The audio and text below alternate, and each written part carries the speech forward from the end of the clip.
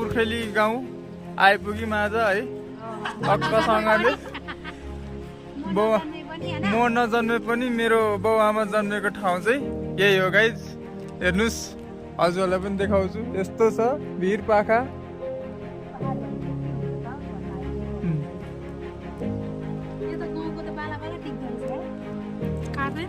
First time म पनि आएको छु है यो ठाउँ गाउँ हेर्नलाई कस्तो छ भनेर।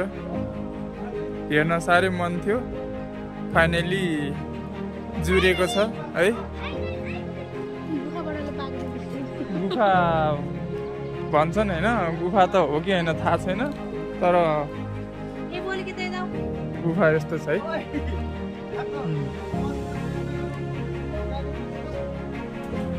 एउटा बाँदर चलिरहेछ त्यहाँ है, बाँदर चलिरहेछ भित्र। बाघ होला है, बाघ।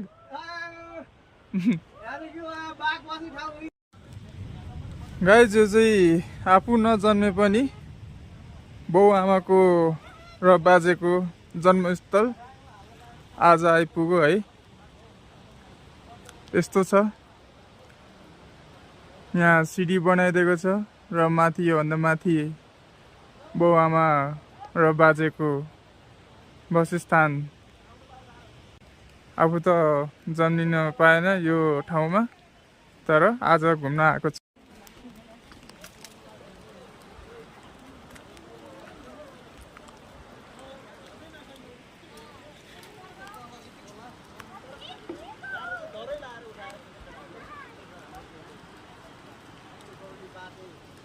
अहिलेसम्म चाहिँ म चाहिँ आएको थिएन, फर्स्ट टाइम हो।